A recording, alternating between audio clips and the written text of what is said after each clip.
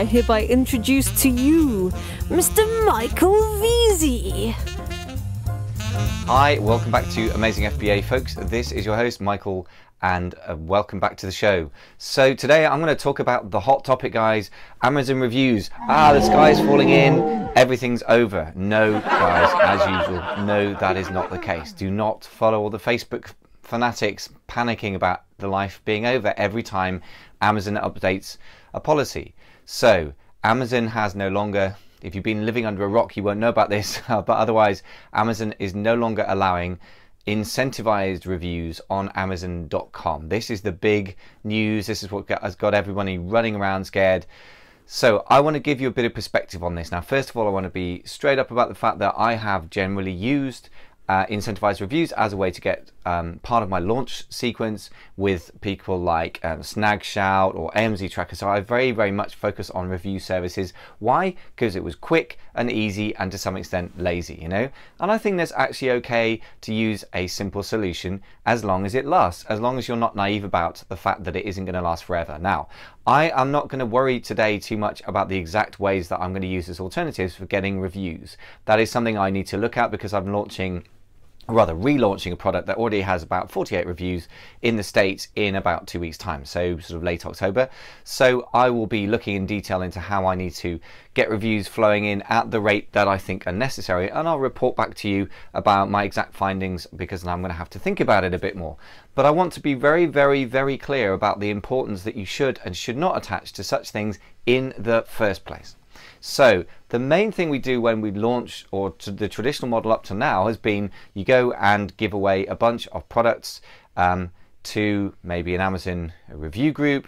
Maybe it's something like AMZ Tracker, so it's a review service. Maybe you give away to friends and family.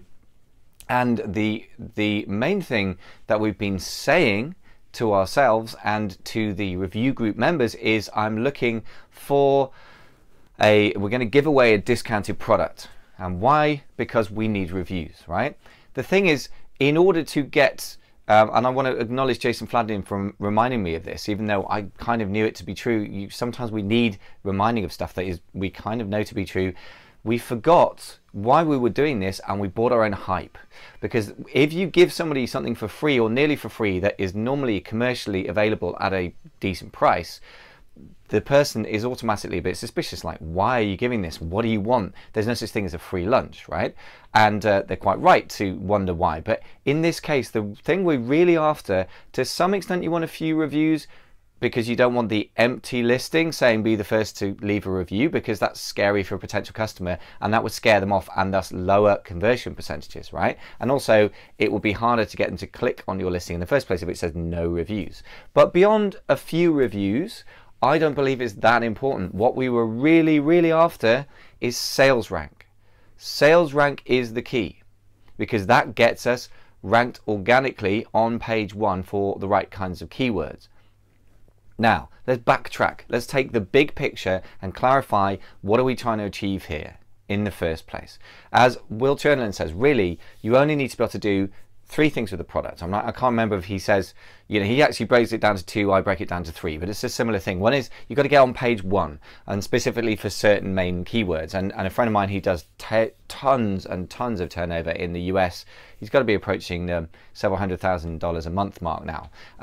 He says, well, you know, basically, you know, I go for about 6 main keywords, and I want to be really high on page 1 for each of those. So you've got to really make sure you're clear about what you're doing. You're trying to rank for keywords. So the first thing you got to do is be able to rank for certain keywords.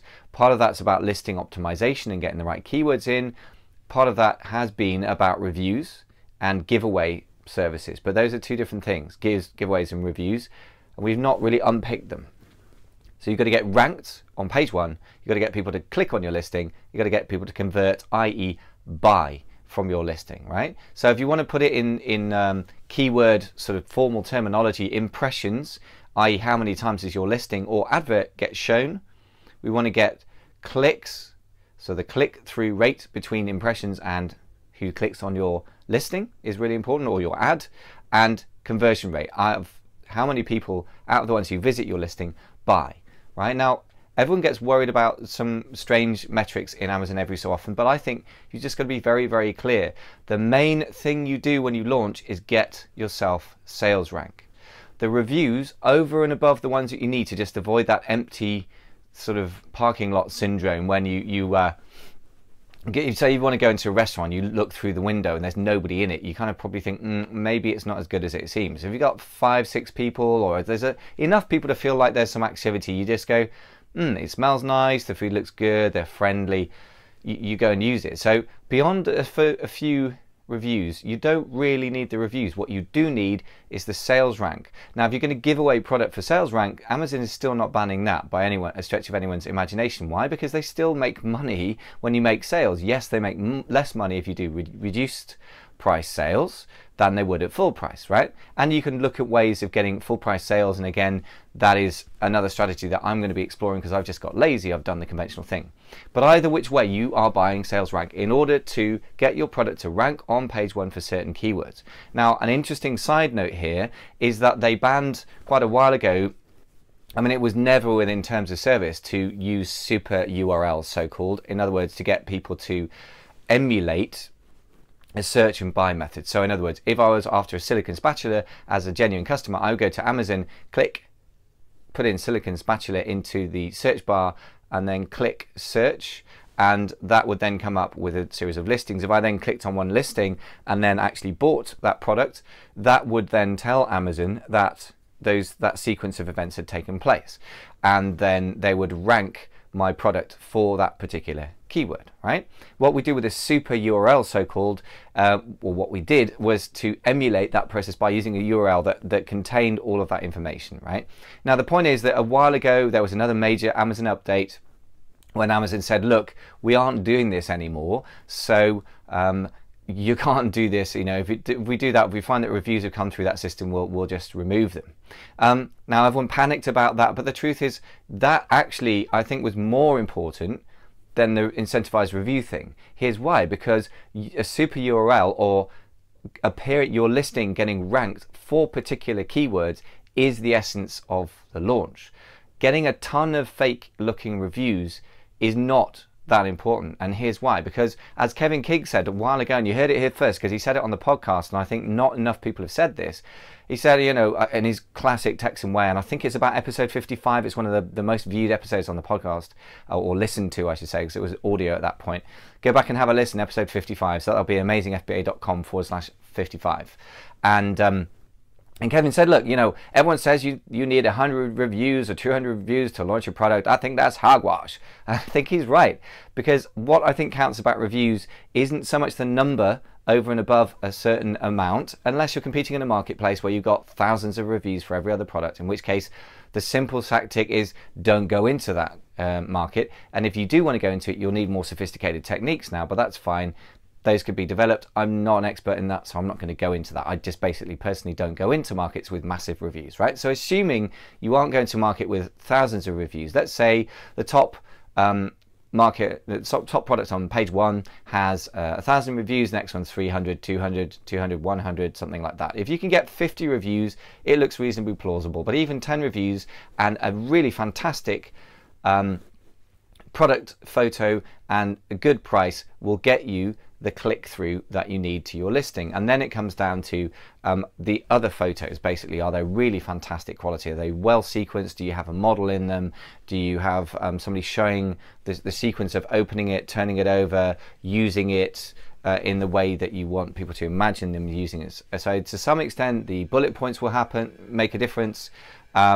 Description doesn't make much difference, I think, these days, because it's buried at the bottom. But the other element that is important are two things. One is the average review. Now that has a huge effect on conversion, right? I.e. the difference between number of people who look at your listing and the number of people who buy.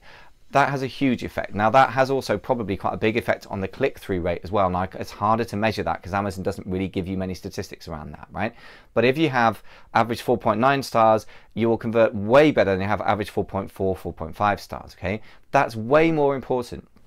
So that comes down to a couple of things, really. One is, first and foremost, pick a good product. And secondly, have good quality control in place, right? Thirdly, and this is all about the product, notice, not really anything to do with directly reviews, right? Reviews are the result of people's opinion, guys, at the end of the day, genuine reviews, which is what Amazon wants to do.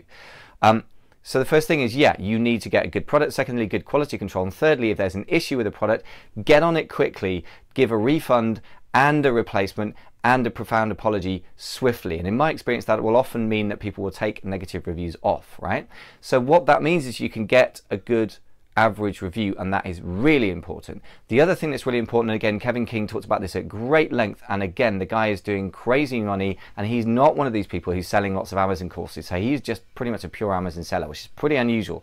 I'm not the pure Amazon seller. I also do, you know, training and run a mastermind and do some mentoring. I mean, my main focus is on the Amazon business, right? But Kevin is that rare creature that is 100% focused on Amazon, so I totally take him seriously. He's such a dude. He's so successful.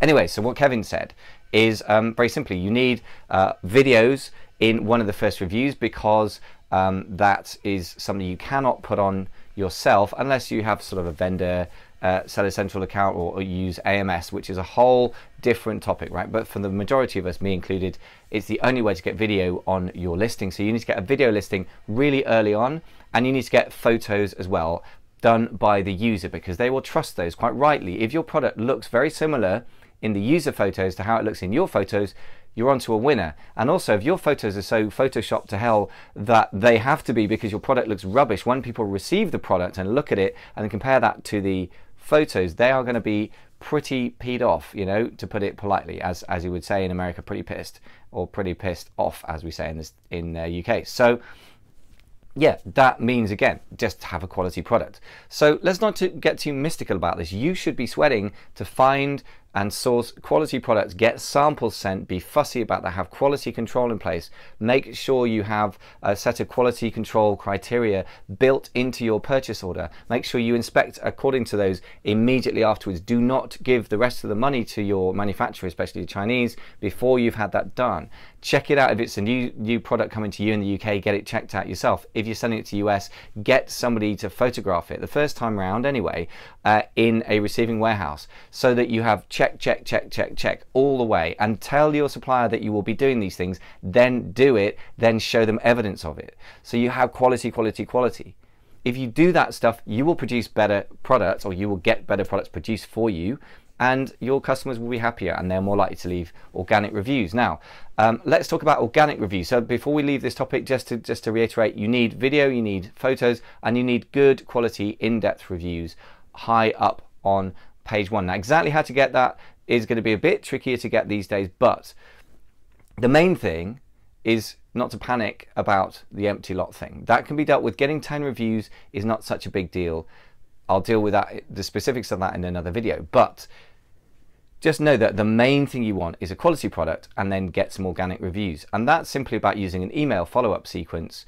It's probably 3 emails, one of which asks for a review, and the rest of it just taking care of your customer, and maybe asking them, more important question almost, why did you buy this product? And again, Kevin King has some great things to share about this as well. But the main point is you want to get organic reviews. Now, one of the things that Amazon does take a bit of account of in its ranking algorithm is, with regards to reviews, is how big a percentage of your, what percentage of your purchases leave a review. Now, my experience with an email follow-up sequence in America, it was around about the 5% level. That's only across a few products, so that may not be true across the board, but some people I know have had as good as 10%, but that was probably a while back. So it does vary, but it's, again, all relative. If everyone else in your marketplace is getting 3% feedback and you get 5% feedback, I mean quality reviews on your product, really, I guess, but organic ones, then you will look good. So like everything in the Amazon universe, everything is relative, right? So you don't need to hit a certain magic percentage, but I would say around about 5% is a bit of a benchmark for me, a yardstick that I would personally use from my own experience. Haven't had enough conversations with other people about this, which is probably something I should do, actually. So yeah, talk to other sellers.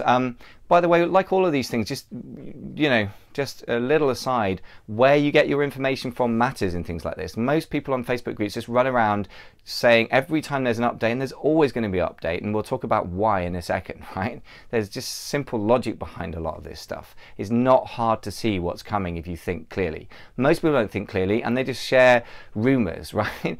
So take your information from a good place. Now, one place obviously is a good quality podcast. You've got to judge for yourself whether I know what I'm talking about, but I've been in Amazon for 2 years now. I'm still in the game, still making money, basically making my living from Amazon. I do a tiny bit of music stuff because I don't want to put all my eggs in one basket, and that is just business wisdom. Folks, don't ever rely on one income stream, really. Yeah, you might as well have a job if you want to do that. With all that entails, right? If you have a job, if you rely on one income stream, you are very dependent on whoever controls that income stream. And that's just as true as Amazon or something else. So I always have a little side income, plus I love my music anyway. But I digress. So it still works. What I'm saying is I'm in the game. I've been in it a while. I've been around for 2 years. I'm in .com. I'm in .co.uk. I'm just about to launch a business with a partner. So, I've been around to enough degree that I think I can really give you some real life advice. Plus, I'm not into bullshit, as you will have noticed. The woo-woo stuff doesn't wash with me. I've been pitched on that myself too many times. So I was going to say, trust who you listen to, but above all, be careful who your peer group is as well, which is why I'm just going to make a little mention of the mastermind that I'm running in London now. We've got our meeting coming up in mid-October, sort of 15th of October, Saturday, because it seems to be the best day for people. And we've got one space left. So that it does interest you to hang out with some people who actually know what they're talking about, then you can check that out at amazingfba.com/mastermind. And if you want to apply there, as I said, I'm talking to somebody on Friday. So this is early October now about that. So there might not even be a space left if you apply by the time you've heard this video. But worth applying, because I will be expanding things to a small extent by a few people if there's enough demand. So thought I mentioned that. But yeah, just be careful who you take advice from, careful with the peer groups you hang out with. But use your common sense. Above all, use basic business common sense and logic, and you can work this stuff out for yourself. So it's obvious if you think about it that what you really need, let's just reiterate, because people lose the wood for the trees here. Number one, you need to get on page 1, preferably. Yeah, maybe page 2 if you're in a really high volume market in the States. In the UK, you want to get right to the top of page 1. In my experience, is the sales volume is mostly, in most categories, not high enough unless you're right at the top to make it worth it. Number 2, you want to get people to click through. Relevant people, by the way. You do not want somebody who's searching for a stainless steel slotted spoon to click on your silicon spatula listing because it says the word slotted spoon in the title, and the picture's not clear. Or, I mean, I can't imagine how that would happen. But you want relevant click-throughs. It's not all about numbers. It's about the quality of the traffic, right? And then you want people to convert into buyers, right? Now, here's a little sample of why, even back in the good old days, as in like 2 days ago, when you could do incentivized reviews, that it doesn't save you anyway. I had a product, or I have still got a product that's got, I don't know, about 65 or something units left now. I made the mistake on several issues, but basically this product had some flaws, and it was electronic, so it was a bit hard to see them at inspection at the factory, which is one of the issues with electronic products, which is why I would advise you to be very cautious with that. It's not an area I go into willingly again so quickly. But anyway, I got these things shipped over. I did get some kind of inspection done, but it was probably not specialist enough. And yeah, there were too many units that simply stopped working or didn't. There were two main functions, and one of the main functions just stopped working or just didn't work in the first place. So quite naturally, I ended up with quite a few customer complaints and quite a few negative reviews. And by the way, some of those negative reviews, well, at least they were sort of rather lukewarm 4-star reviews, in some cases even 3 once, from people who I was going to say not paid for reviews, but who were given free products in exchange for a review, like the old school way now, old school, of doing it.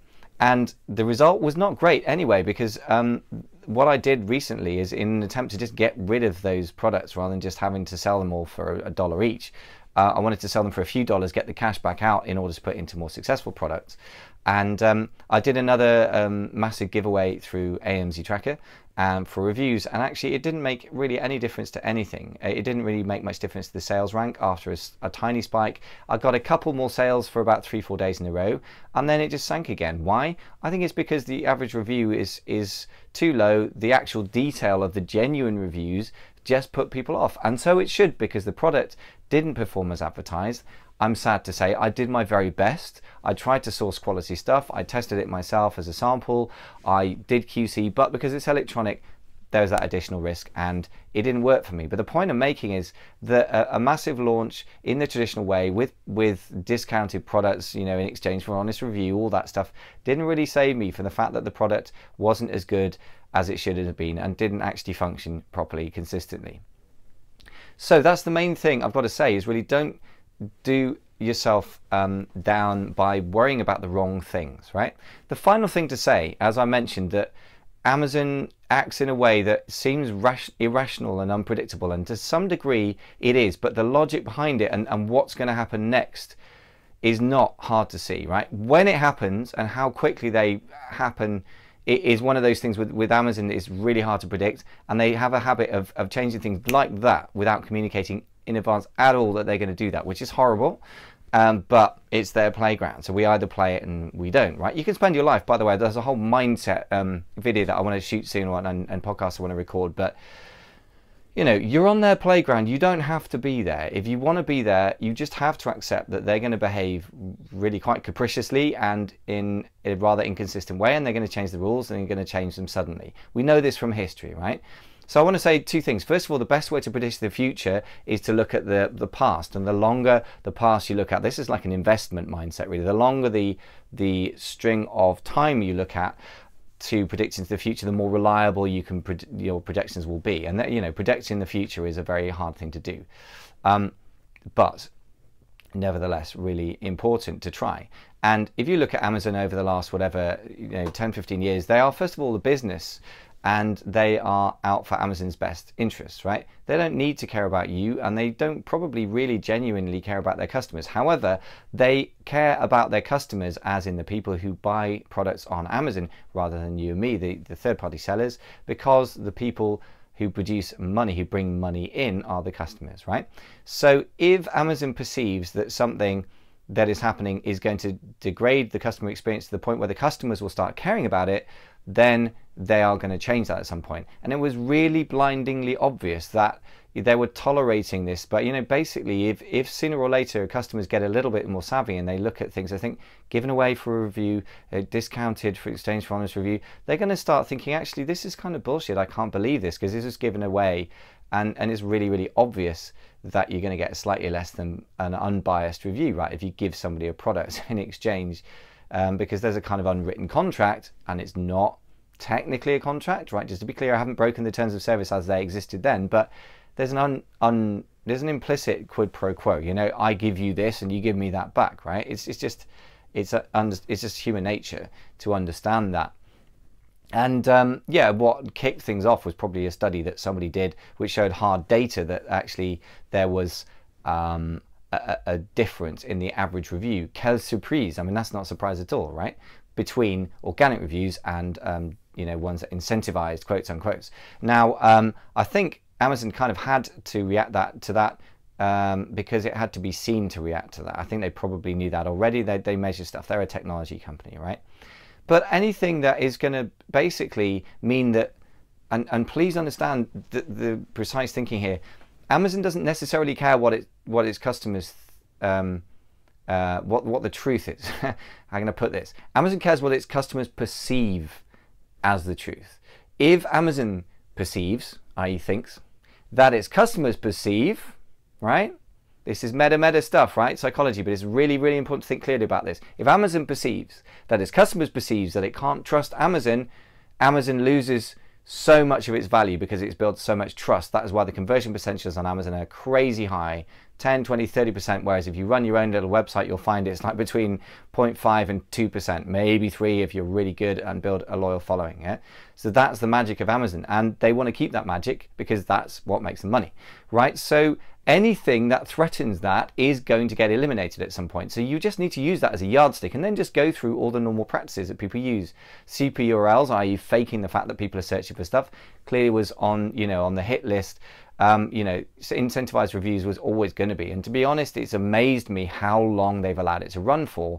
The fact that they banned it has not surprised me. That the fact that they took so long about it hasn't surprised me, you know, is the only thing that did surprise me. Now, Going forward, what's predictable they're going to do next? Well, they're going to roll it out across Europe, aren't they? It's obvious, right? So if you sell in Europe, as I do, and I know many of you do as well, so I sell in the UK, I'm just about to go into Germany and France with a product that I'm going to fulfill from the UK, but I've already sold several sort of small scale products into Europe and the UK just as a kind of test. Then now is the time, if you believe that incentivized reviews are valuable to your business and your products, to get on with it, to build up your review count before they then ban it. Now, I would say it is valuable to the degree that your review count will look higher than your rivals, and that can help if you're in a marketplace like the UK, where often people have only like 10 reviews and you know, then you have 50. It does help your plausibility. But number one, if you have a listing that is full of given away for a discount, that really does not look good. So I would not fill your listing up with that kind of review, because that just actually will probably reduce your conversion percentage actually. Yeah. And the second thing is, don't lose sight of why you want these things. You know, if you want to give a load of products away to get ranking, that's one thing, but if you want to get organic, good quality reviews, then that is actually the holy grail. And above all, protect the percentages. Okay, so the average review, that's really important. If your average review is 4.9 and you have 15 reviews, then I would be wary of giving away a ton of stuff unless you're going to really keep that average review. So actually, you know, numbers count, but make sure you measure the right ones, which is the final business lesson. Don't measure weird statistics. Don't just get excited by big numbers and everything. The only thing that really counts for me is profit. If you reverse engineer from profit, it's sales revenue at a reasonable cost, which means that the conversion percentage is crucial, and you know, getting all your supply chain costs right is crucial, you know, and that's really what it's all about. I mean, for me, the real big impact that reviews have is on affecting conversion percentage, and that's about average reviews and the quality of reviews, not just about numbers. So if you've got a good quality product, you don't need to panic too much. Now, there will be other things we need to do to get those first initial reviews other than we've been doing before. That's going to be fairly easy to do, and I will explore that thoroughly for myself, and I will come back to you with what I've done, and I'll share with you what I find works and what doesn't. But in the meantime, guys, the sky is not falling in. It's not quite business as usual if you've been using one and only one way of getting reviews, but it is to be put into proper perspective. So guys, I hope this has helped. Hope you feel a bit calmer now. Take a deep breath, breathe out, and get back to your business. Speak to you in the next show.